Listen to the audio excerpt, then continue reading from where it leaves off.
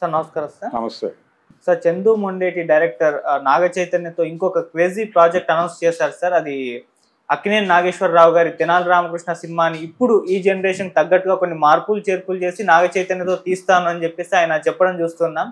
మరి తెనాలి రామకృష్ణ సినిమా ఇప్పుడు నాగ చైతన్యతో తీస్తే ఏ విధంగా ఉంటుంది? మేజర్గా అంటే ఈ సినిమానే తీయడానికి వీళ్ళని అట్రాక్ట్ చేసిన పాయింట్ ఏంటంటే ఆయన ఎన్నో గొప్ప గొప్ప చిత్రాలు తీశారు. మేజర్గా తెనాలి రామకృష్ణ ఇప్పుడు నాగ చైతన్య తీయడానికి కారణం ఏంటి? మరి ప్రాజెక్ట్ పైన మీ ఒపీనియన్స్? అంటే తెనాలి రామకృష్ణ క్యారెక్టర్ అది వాళ్ళ తాతగారు చేశారు కాబట్టి దాని కొనసాగింపులో భాగంగా నాగ చైతన్యతో ఆ క్యారెక్టర్ చేయించాలి అనుకుంటే ఓకే. కానీ నాగ చైతన్య ఆ క్యారెక్టర్ చేయగలడా లేదా అనేది పక్కన పెట్టేస్తే ప్రయత్నం చేయగలడు. నటుడిగా తను తండేలు సినిమాలో కూడా 100% మంచి పెర్ఫార్మెన్స్ ఇచ్చాడు. కాబట్టి ఈ వేవ్లో తను చేయగలిగితే చేయగలగచ్చు కూడా. కాకపోతే కృష్ణదేవరాయల పాత్ర ఎవరితో చేయిస్తారు అనేది ప్రధానమైన ప్రశ్న. అలాగే అష్టదిగ్గజాల పాత్రలు ఉన్నాయి, అందులో ఆ రోజుల్లో ముక్కామల గారు వీళ్ళు యాక్ట్ చేశారు.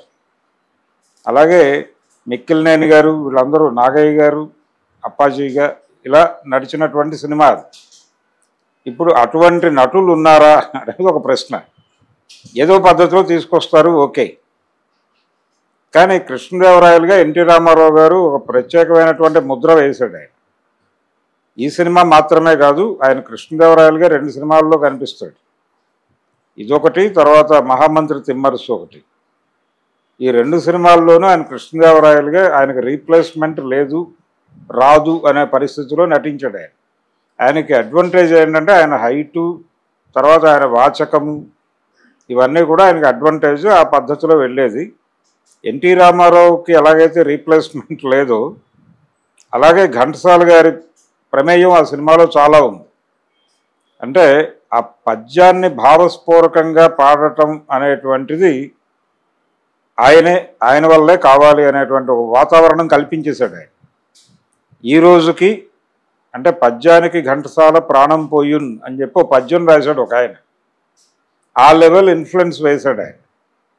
అందుకని ఘంటసాల లెవెల్లో పద్యాలు పాడేవాడు ఎవడు అనేది ఒక ప్రశ్న. ఎవరితో పాడిస్తారు అని. సరే, అది కూడా ఏదో కష్టపడ్డారు, ఏదో చేశారు అనుకోవచ్చు. ఇవన్నీ కూడా హర్డిల్స్ అయ్యారు. రామరాజ్యం సినిమా బాపు గారు తీసినప్పుడు కూడా లవకుశతో కంపారిజన్ వచ్చింది. లవకుశ రిలీజ్ చేయలే ఆ టైంలో. రిలీజ్ చేయకపోయినా కానీ థియేటర్లో కూర్చున్న ప్రజలు ప్రతి సీన్ని దాంతో పోల్చుకుని ఎన్టీ రామారావు గారు కనిపించినంత నిండుగాను, అలాగే ఆయన అభినయించినంత నిండుగాను ఇక్కడ ఆయన వారసుడే కనిపించలేదు రామరాజ్యంలో. లవకుశ సినిమా సక్సెస్ రేంజ్కి, రామరాజ్యం సక్సెస్ రేంజ్కి, నక్కకి నాగలోకానికి ఉన్నటువంటి తేడా ఉంది. రెండోది, ప్రధానంగా లవకుశకి రామరాజ్యానికి ఇబ్బంది కలిగించిన అంశం ఏంటంటే పద్యాలు లేకపోవడం. అందులో ప్రతి సన్నివేశంలోనూ పద్యాలు ఉంటాయి. జనాలు విపరీతంగా కనెక్ట్ అయ్యారు దాన్ని. పైగా ఘంటసాల గారి మ్యూజిక్ డైరెక్షన్లో వచ్చిన సినిమా అది. ప్రతి పాటని ఆయన చాలా అద్భుతంగా డిజైన్ చేశాడు. ఇళయరాజా గారిని, అంటే ఇళయరాజా ఒక దశలో చెప్పుకున్నాడు.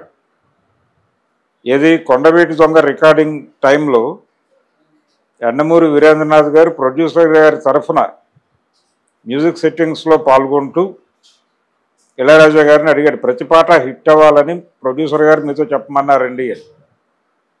అప్పుడు ఇళయరాజా గారు చెప్పిన మాట వీరేంద్రనాథ్ గారు రాశారు ఒక చోట, వేటూరు సుందరామూర్తి గారు కూడా ఒక చోట రాశారు. నా పేరు ఇళయరాజా అండి, ఘంటసాల కాదు అని చెప్పాడట. అంటే ప్రతి పాట హిట్ అవ్వాలి అంటున్నారు మీరు, నా పేరు ఇళయరాజా అండి, ఘంటసాల కాదు అని చెప్పండి ప్రొడ్యూసర్కి అని చెప్పాట. సో అది విషయం. రామరాజ్యానికి ఇళయరాజా గారితో చేయించుకున్నారు, కానీ లవకుశ పాటలని రీచ్ అయ్యే దరిదాపుల్లోకి వెళ్ళే పాటలు కూడా లేవు దానిలో.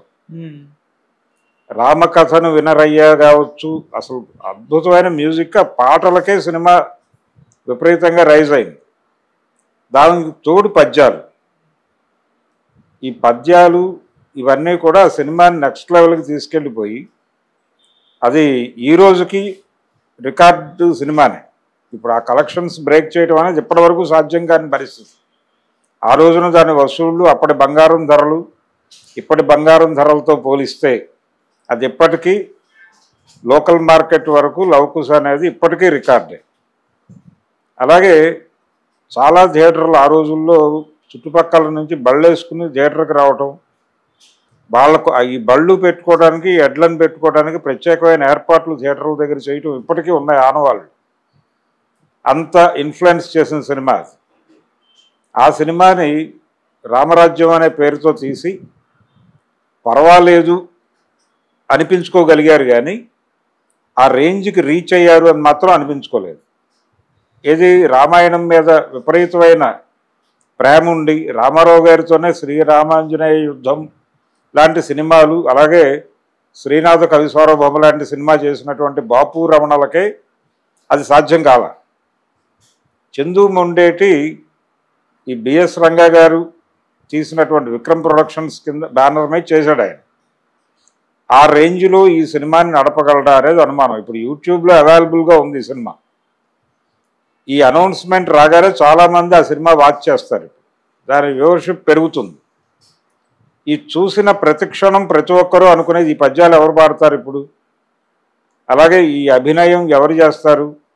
అక్కినేని నాగేశ్వరరావు గారు కూడా అద్భుతమైన పెర్ఫార్మెన్స్ చేశాడు. రామారావు గారి కాంబినేషన్లో ఆయన అదరగొట్టేసిన సినిమాలు ప్రధానంగా రెండు.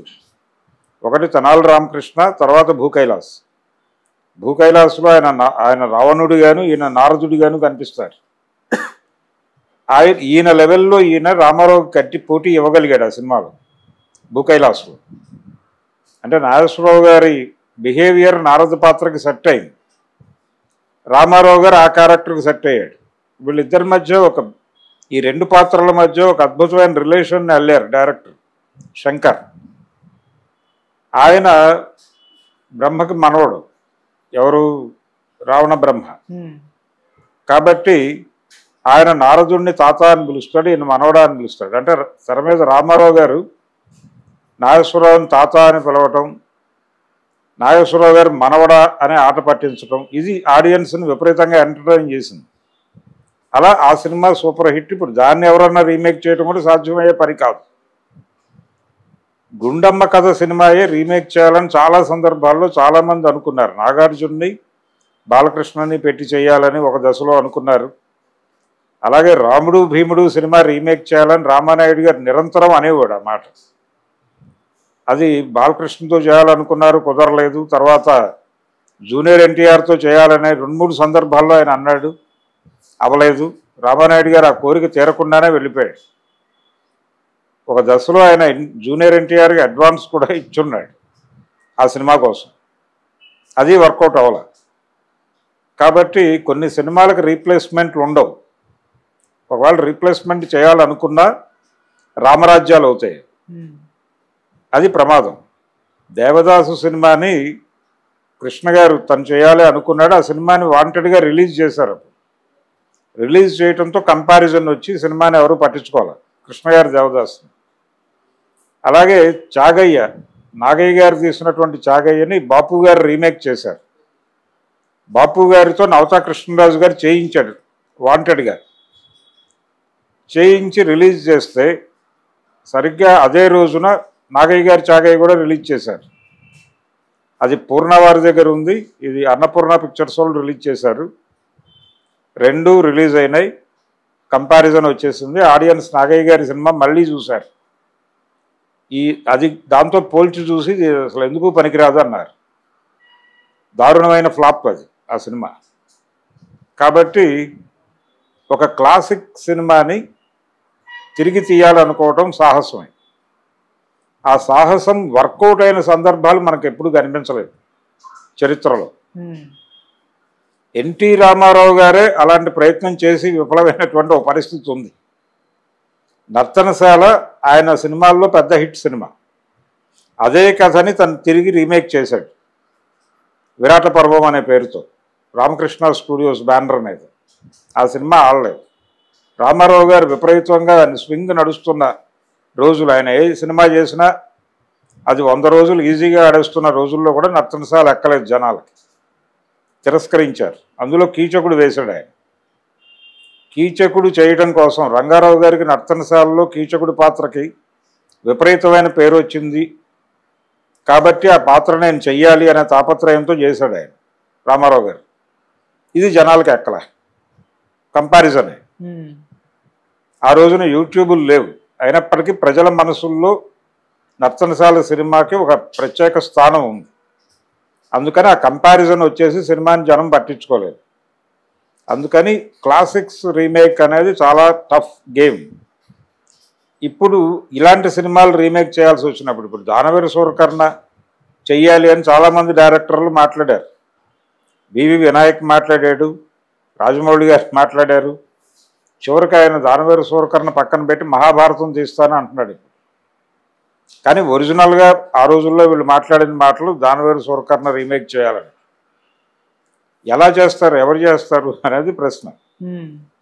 ఇప్పుడు ఆ డైలాగ్స్ అవన్నీ దానికి ఒక కాన్సెప్ట్ ఉంది. యమదొంగ అనే సినిమానే యమగోళతో పోలిస్తే ఏమీ లేదు, అక్కడ ఏమీ కాదు అది. అంటే యమగోళ సినిమా దేవాంతకుడు సినిమా రెండు ఆ రేంజ్ సక్సెస్ సాధించడానికి కారణం ఆ కథల్లో సమకాలీన సమాజాన్ని, సమకాలీన రాజకీయ వ్యవస్థలని వాళ్ళు ప్రతిఫలింపజేశారు. అందుకోసం రైటర్లు, డైరెక్టర్లు, నటులు అందరూ కష్టపడ్డారు. ఇందులో ఏమీ లేదు యమదొంగ సినిమాలో. కేవలం ఏదో మామూలు కామెడీ తప్ప క్లాసిక్ కామెడీ లేదు. యమగోళలో డైలాగ్స్ ఇప్పటికీ జనం వింటారు, దాన్ని కొత్తగా అర్థం చేసుకునే ప్రయత్నం చేస్తారు. ఇప్పటికీ పురాణాల మీద విమర్శ ఉంటుంది, అందులో పురాణాలని కొత్త కోణంలో చూపించే ప్రయత్నం చేస్తాడు ఆయన. దీనికోసం పర్టికులర్గా ఆయన ప్రతి సీన్కి సెట్లో రైటర్ ఉండాలని నిబంధన పెట్టాడు. రైటరు అలాగే ఒక అసిస్టెంట్ డైరెక్టర్ని కేవీ రావు గారిని ఆ సినిమాకి పెట్టాలని రామారావు కోరి పెట్టించుకున్నాడు. ఆయన అద్భుతమైన కార్టూనిస్టు, సెటైర్ రాయటంలో ఆయనకి నిపుణత ఉంది. వీళ్ళిద్దరినీ కూర్చోబెట్టుకుని ఆ సీన్ని రీడిజైన్ చేసి అక్కడ పెర్ఫార్మెన్స్ ఇచ్చేవాడు ఆయన. అందుకని ప్రొడ్యూసర్కి భయవేసేది. పాపం వెంకటరత్నం గారు భయపడేవాడు ప్రతిరోజు. వీళ్ళు చాలా అగ్రెసివ్గా పెడుతున్నారు, సెన్సార్ వాళ్ళు ఆపేస్తే పరిస్థితి ఏంటి అని. అప్పటికి రామారావు గారికి సినిమాలు ఆగిన పరిస్థితి ఉంది. తాతమ్మ కళ సినిమా సెన్సార్లో గొడవ అయింది, కోరలు దిద్దిన కాపురానికి సెన్సార్లో గొడవలు పడ్డాడు ఆయన. ఇవన్నీ ఆయన సినిమాలు కాబట్టి ఇబ్బంది లేదు. ఆయన చేసినటువంటి 5-6 సినిమాలు సెన్సార్ గొడవల్లోకి వెళ్ళినాయి. బయట సినిమా సెన్సార్లోకి వెళ్ళి ఇబ్బంది పడిన సినిమా బొబ్బిలిపులి. బొబ్బిలిపులి ప్రభాకర్ రెడ్డి గారు అతి కష్టం మీద పట్టుకొచ్చాడు బయటకి. ఆయనకున్న కాంగ్రెస్ పార్టీలో ఆయనకున్న ఇన్ఫ్లుయెన్స్ ఉపయోగించి పట్టుకొచ్చాడు. ప్రొడ్యూసర్ల కోరిక మేరకు, దాసనారాయణరావు గారి కోరిక మేరకు. కానీ ఇప్పుడు ఈ సినిమాల రీమేకులు చేయటం అనేది అంత ఈజీ వ్యవహారం కాదు, చాలా టఫ్ గేమ్ అది. తెనాలి రామకృష్ణ అనేటువంటి సినిమా క్లాసిక్, జనాలు ఇప్పటికీ ఇంట్రెస్టింగ్గా చెప్పుకుంటారు. ఆ ప్రయత్నం సంగీతం శ్రీనివాసరావు గారు ఆల్రెడీ చేశాడు. ఏది ఆదిత్య 369 అనేటువంటి సినిమాలో నందమూరి బాలకృష్ణని తీసుకోవడానికి కారణం ఏంటంటే ఆ సినిమాకి ఇంకో హీరోలతో చేయొచ్చు అది, కానీ బాలకృష్ణతోనే చేయాలని పట్టుబట్టాడు ఆయన. ఎందుకంటే కృష్ణదేవరాయలుగా రామారావు గారి కొడుకు అనేటువంటి ఇమేజ్ కొంతవరకు ఆ పాత్రను కాపాడుతుంది. ఆడియన్స్ కృష్ణదేవరాయలు గారు అలాగే ఇంకొక పాత్రలోను, అంటే రామారావు గారు చేసి ఇన్ఫ్లుయెన్స్ చేసిన పాత్రల్లో ఆయన వారసుడిని చూపించడం ద్వారా ఒక రిలవెన్స్ తీసుకురావచ్చు అనే ఉద్దేశంతో బాలకృష్ణని తీసుకున్నాడు ఆయన. అట్లా వర్కౌట్ అయింది ఆ సినిమా. కానీ ఆ సినిమాలో కూడా బాలకృష్ణ తెనాలి రామకృష్ణలో రామారావు గారితో కానీ, లేకపోతే మహామంత్రి తిమ్మరుసులో రామారావు గారితో కానీ, కనీసం శ్రీకాకుళాంధ్ర మహావిష్ణువు కథలో రామారావు గారితో కానీ పోల్చే లెవెల్లో ఉండడు. ఇది కలర్ సినిమా, చాలా టెక్నికల్గా చాలా హై ఎండ్ సినిమా.